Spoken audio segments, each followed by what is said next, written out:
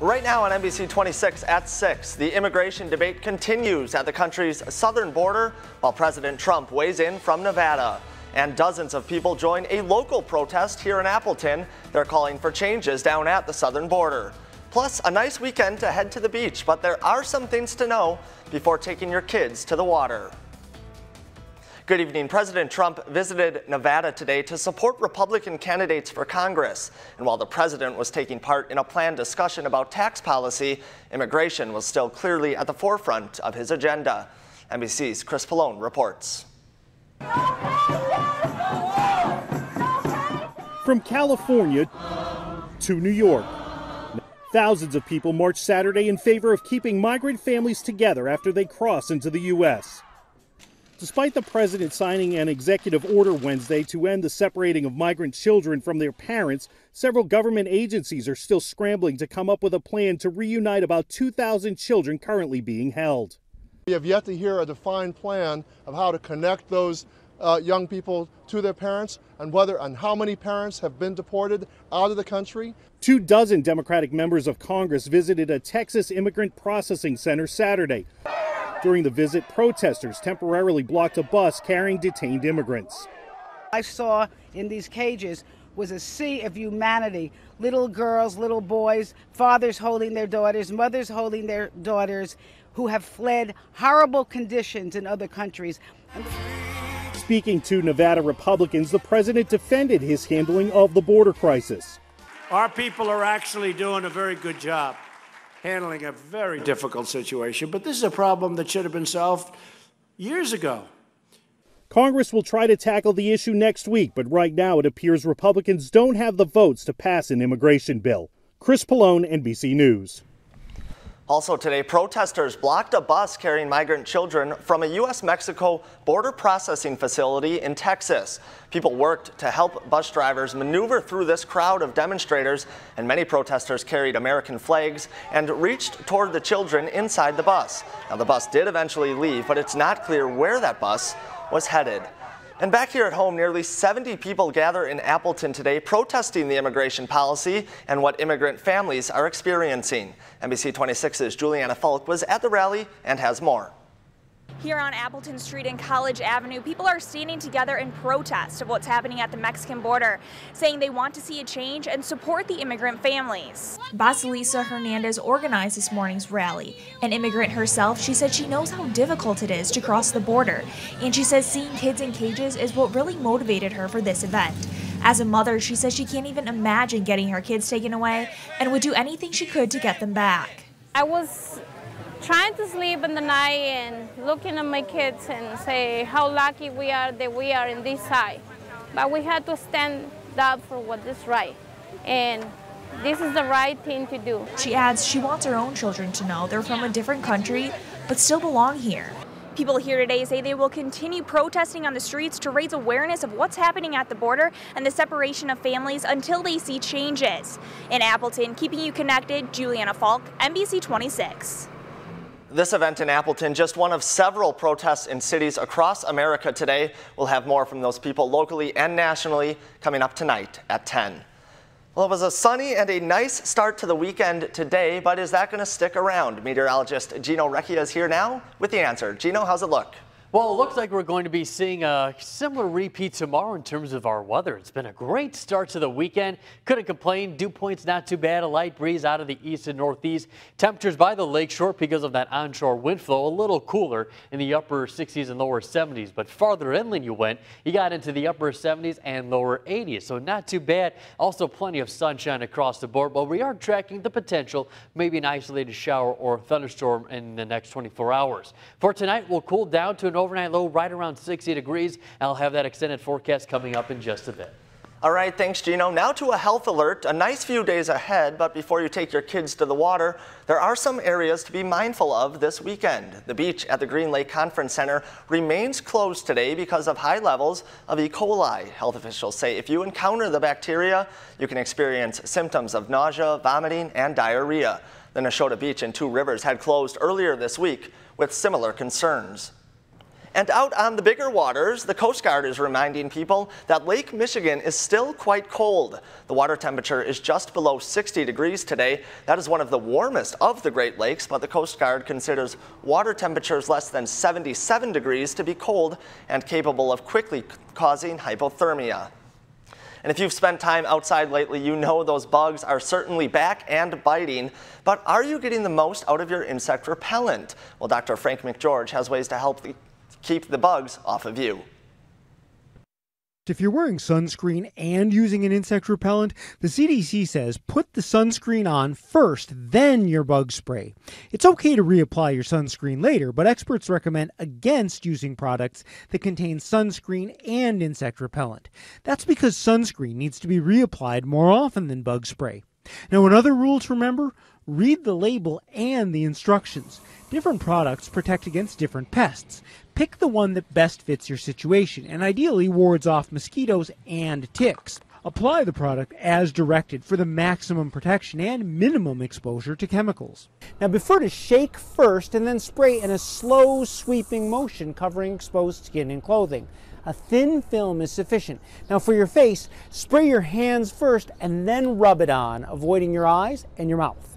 It's important to understand that products with a higher percentage of the active ingredient do not offer stronger protection. They just last longer. So choose a product that fits the amount of time you plan to spend outdoors.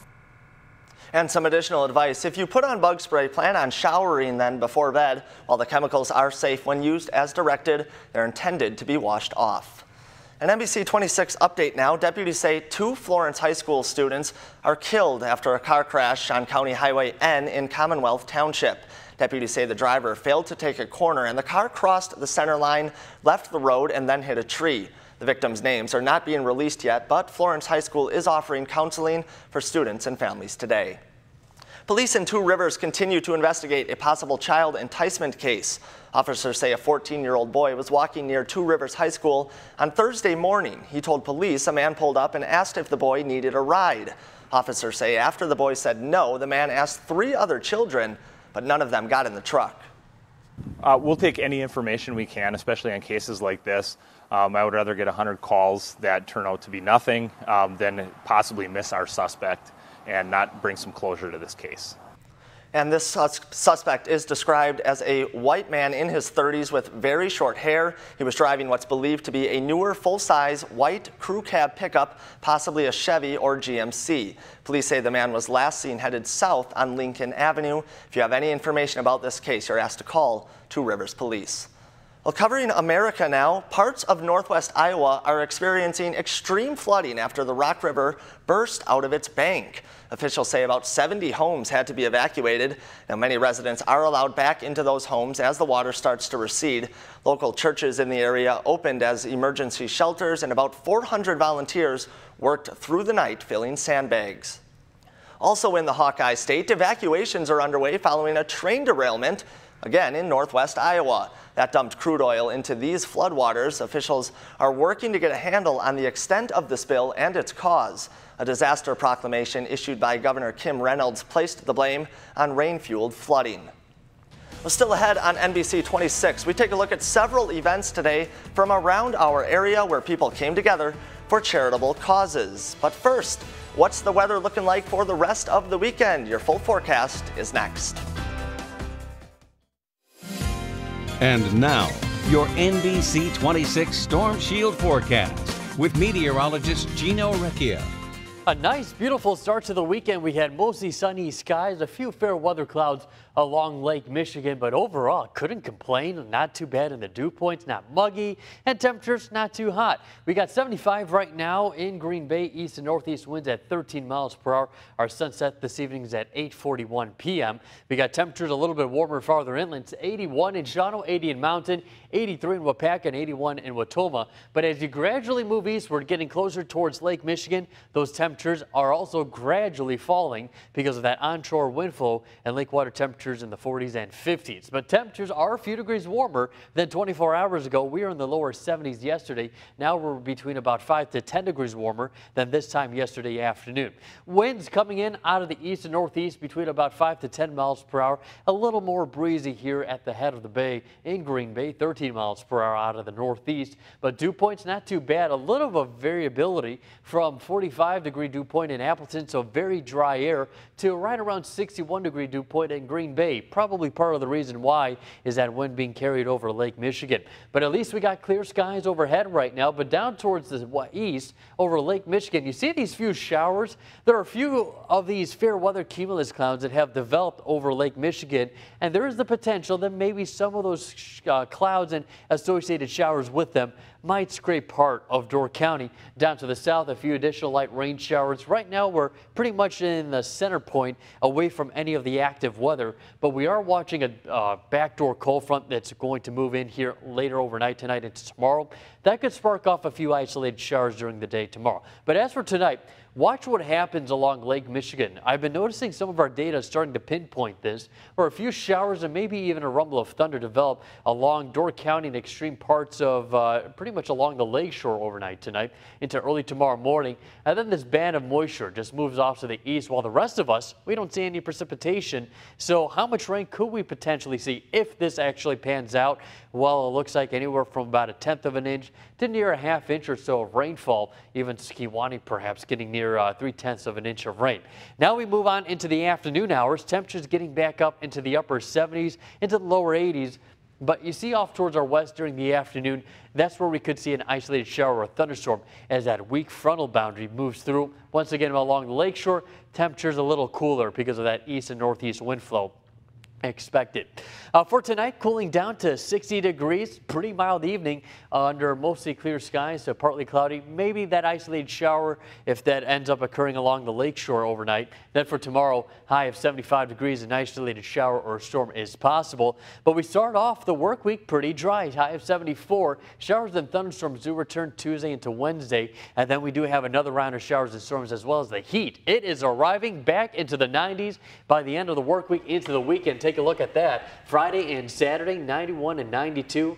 Matt, are you a fan of the heat or you like those 70s? I could do 365 days of what we saw today. Just perfect. Oh, great golf weather. Well, normally, yes. Yeah. But I'll take the heat too, definitely. Yeah, not the cold. There you go. Yeah, right. Thanks, Gino.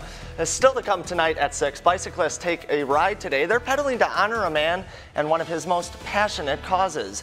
And in Appleton, people come together to pull a plane that weighs, get this, nearly 200,000 pounds. Find out why after the break.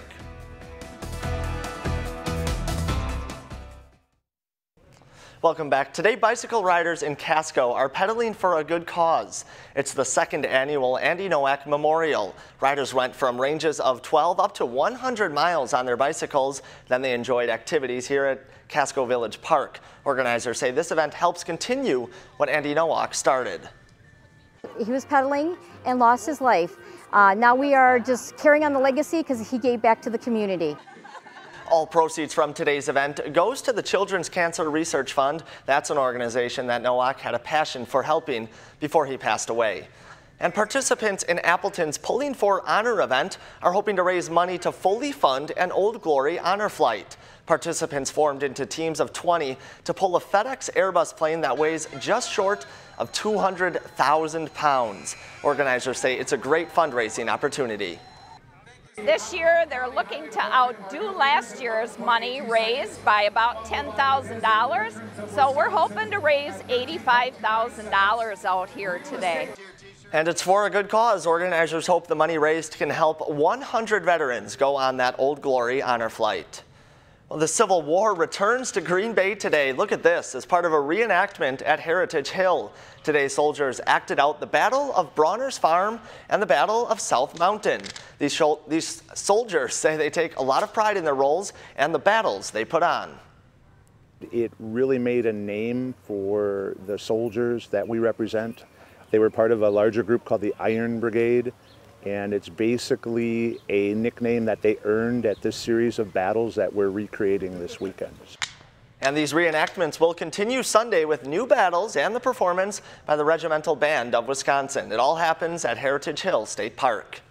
The Wounded Warrior amputee football team suited up against a team of NFL alumni in San Diego Friday night. As Ashley Matthew reports, the game was about much more than just the score. And of the free and the home of the brave. A standing ovation as players from the Wounded Warrior amputee football team and San Diego's NFL alumni take the field. The Wounded Warriors, led by their fearless leader. We serve just like anybody else. You don't have to have a uniform or grab a weapon to serve your country.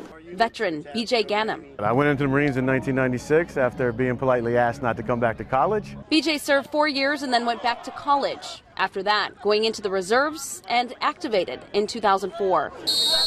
It was Thanksgiving night that he was injured in Iraq. A tripwire IED at the door injured his left leg enough to where it had to be amputated. Still, nothing is holding him back.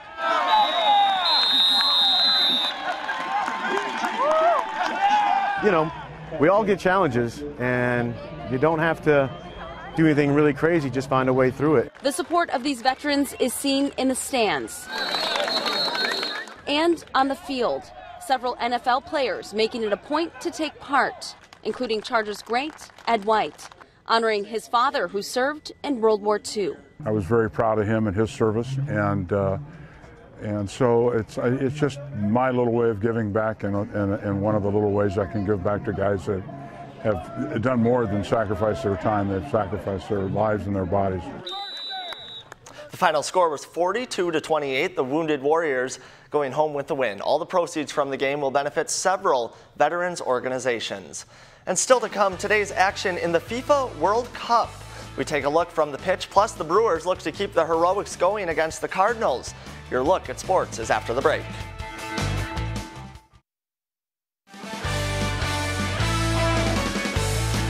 And now, NBC 26 Sports with Chris Barrier.